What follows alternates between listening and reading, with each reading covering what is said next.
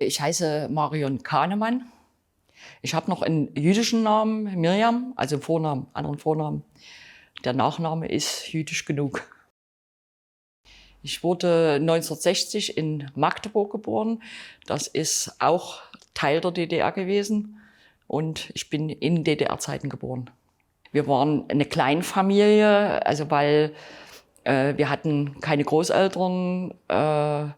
Meine Verwandt, also ich wusste, dass ich zwei Tanten habe. Die eine wohnt in Argentinien, die andere in Israel. Das war für uns unerreichbar. Dass es eigentlich noch viel mehr Verwandtschaft gab, das habe ich erst später erfahren. Mein Vater war sehr viel älter, also ist 1905er Jahrgang, also hätte mein Großvater sein können. Er war Schauspieler, ist sofort 1933 arbeitslos geworden, also weil die jüdischen Schauspieler alle nicht mehr spielen durften. Und hat dann 1939 mit einem der letzten Schiffe es geschafft, noch wegzukommen nach Bolivien. Und da war es so, dass Bolivien war auch das letzte Land, was überhaupt noch Leute genommen hat. Aber das durften keine Intellektuellen sein. Und da haben alle auf dem Schiff haben dann irgendeinen landwirtschaftlichen Abschluss gemacht. Also mein Vater hat einen Abschluss als Imker dort auf dem Schiff gemacht und hat dann auch in Bolivien in so einer landwirtschaftlichen Siedlung gearbeitet. Er muss dort, also es gibt ein Buch, da steht drinne, er muss als Landwirt nie besonders toll gewesen sein, aber er hat dann abends Lesungen gemacht oder Solodarbietungen von sich gegeben. Die Frage, wie jüdisch ich aufgewachsen bin, kann ich sagen, ich bin in einer sozialistischen Familie aufgewachsen, aber es kamen sehr viele Emigrantenfreunde zu uns nach Hause und die waren eben zufälligerweise oder auch nicht zufälligerweise waren das eben Juden. Und wo aber das Judentum selber nicht so thematisiert worden ist, sondern es ging um Verfolgung und wo alle Leute geblieben sind. Also das kann ich mich als Kind sehr erinnern. Und da waren auch erstaunliche Leute mit dabei, die da kamen, die mich als Kind natürlich auch sehr verwirrt haben. Mein Vater, wie gesagt, er war 12 Jahre in Bolivien. Er ist dann 1950 nach Deutschland, es ist ihm gelungen, nach Deutschland zurückzukommen. Und er wollte dann unbedingt in die damals schon DDR, weil er gedacht hat, das ist ein neues Projekt, es wird ein anderes Deutschland. Und ist da aber mitten reingeraten eigentlich in die Geschehnisse um den Slansky-Prozess.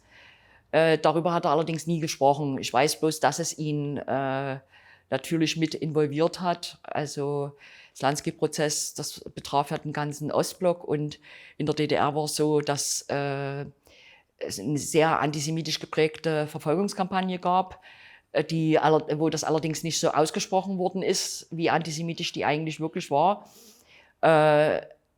Es sind damals die Hälfte der Mitglieder der jüdischen Gemeinde in den Westen gegangen, also die Grenze war ja noch offen und sämtliche Gemeindevorsitzenden sind weggegangen.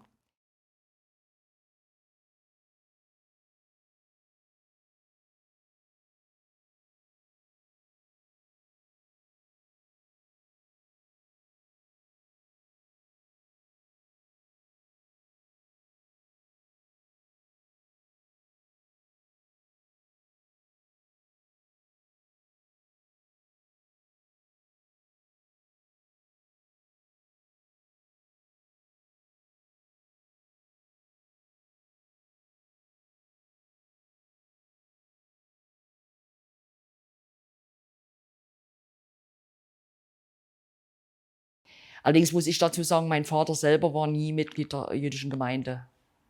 Ich bin eigentlich erst in die jüdische Gemeinde gekommen nach dem Tod meines Vaters. Also ich bin direkt anschließend an den Tod meines Vaters bin ich das erste Mal in die Synagoge gegangen und wurde dort sehr herzlich aufgenommen, weil diese Gemeinde verstand sich sehr als Schicksalsgemeinde, wo es eigentlich nur eine Rolle spielte, ob man in einer jüdischen Familie aufgewachsen ist oder nicht, also ähnliche Erlebnisse geteilt hat.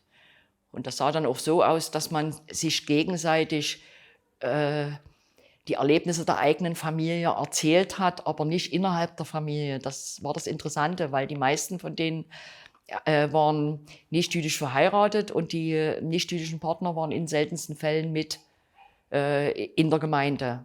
Also zu den Festen, also wir haben uns zu den Festen getroffen. sondern man hat dann eben von anderen erfahren, was die bewegt hat und umgedreht. Also das war schon eine interessante Besonderheit.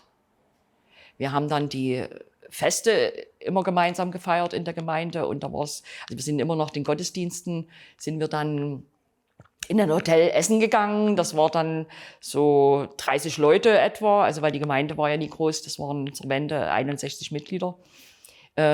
Und das war so eine Art Ersatzfamilie für mich. Also genau, wie ich es eben nie erlebt habe, aber wie ich es von anderen kenne. Den einen mag man mehr, den anderen weniger. Und es wird auch gestritten, es wird gegessen miteinander. Also so in der Art. Also das war mir sehr wichtig.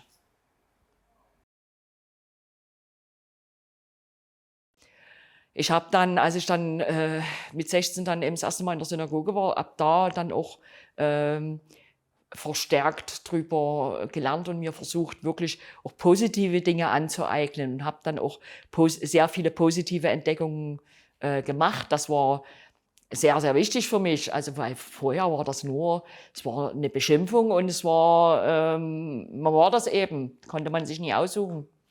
Also ich erinnere mich noch sehr genau daran, was in meinem Geschichtsbuch stand. Also das war so ein Abschnitt, also sagen wir mal 5 Zeilen. Und da stand eben, dass da 6 Millionen Juden im Nationalsozialismus umgebracht worden sind. Und mehr war es nie, was da stand. Und da war natürlich immer die Frage, und das war schon in der DDR so, naja, wenn da, es war weder die Frage, woher sind denn die gekommen, die 6 Millionen, damit die überhaupt umgebracht werden können. Und, naja, und wenn da 6 Millionen umgebracht worden sind, dann sind sie wahrscheinlich danach nicht mehr da. Also so war ja so dieser kurze Zirkelschluss in der DDR, sagen wir mal so rum. Aber man muss eins dazu sagen, wer wissen wollte, konnte auch wissen. Also ich verstehe jetzt mal die Frage auch so rum, was es für Filme gab. Es gab natürlich trotzdem tolle Filme darüber. Also zum Beispiel von Konrad Wolf, Sterne. Ein bisschen spielt es eine Rolle auch in Ich war 19. Jakob der Lügner. Also das heißt, wer wissen wollte, der konnte schon wissen. Und das waren jeweils Sachen, die mich doch sehr, sehr beeindruckt haben. Er ist in der Mitte der Gesellschaft angelangt. Man staunt, wie viel Alltagswitze oder Wortwitze, ich sage das mal hier in Gänsefüßchen, in der Gesellschaft angekommen sind. Also, und zwar bei Leuten, wo man sagt, das sind jetzt vielleicht nie unbedingt Rassisten oder sind vielleicht auch keine Antisemiten, vielleicht, sage ich jetzt mal. Aber ich habe erlebt das so oft, es wird über einen Immobilienmakler geredet, der irgendwie sein Geld machen will und da wird immer diese Handbewegung dazu gemacht, hier die jüdischen Schläfenlocken, oder es wird diese Handbewegung dazu gemacht, die jüdische Nase. Also das ist wieder da. Und es werden Witze erzählt, die ich überhaupt nicht komisch finde. Und zwar von Maxchen Meyer werden die erzählt. Das halte ich für extrem gefährlich, weil so natürlich Dinge in eine Normalität gehoben werden, die es nie hat. Und man immer wieder in Erklärungsnot kommt, weil man muss immer wieder sagen, hier sollst du dir vielleicht noch mal überlegen. Und dann kommt, hab dich doch nicht so, ich hab dich doch nicht gemeint. Also das sind wieder so die normalen Sprüche, die da so kommen. Und das ist keine sehr positive Entwicklung. Und es ist auch sehr unangenehm für ihn selber. Und es ist auch sehr vulnerabel, weil vielleicht meinen die mich im nächsten Moment. Das kann ja auch sein.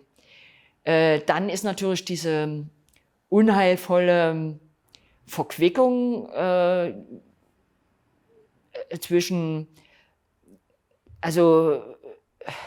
Politik und Benutzen ist natürlich auch da. Also die AfD benutzt Antisemitismus sehr, indem sie, also die AfD, als die angetreten ist, hat jede jüdische Gemeinde angesprochen, eigentlich führen wir doch euren Kampf, ihr solltet mit uns reden. Was natürlich nicht stimmt, also uns ist auch dann nie so einfach, weil die sind ja nie völlig schwach. Es ist auch nicht so einfach für eine jüdische Gemeinde dann zu erklären, wir wollen eigentlich mit euch nie reden. Weil alles andere wäre noch schlimmer, weil das sind nie die uns beschützen. Definitiv nie. Dann die Neonazis, die haben sich da an der Stelle überhaupt nie geändert, das ist schon klar. Und dann natürlich hier der muslimische Antisemitismus ist auch bedenklich und es kommt natürlich unglücklich zusammen.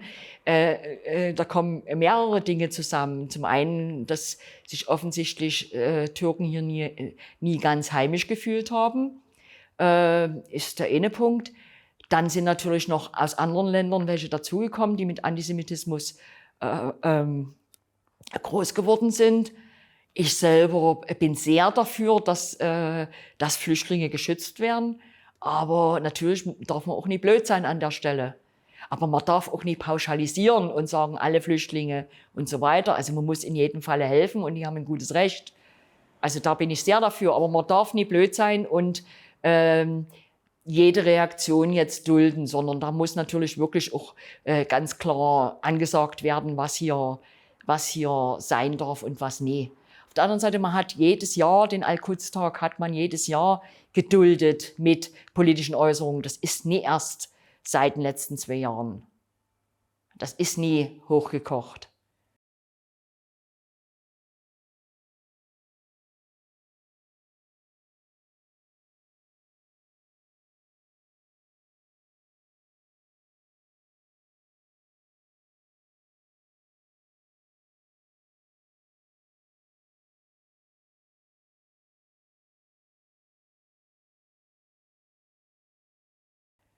Und dann macht mir natürlich auch noch Sorgen, dass die extreme Linke manchmal auch eine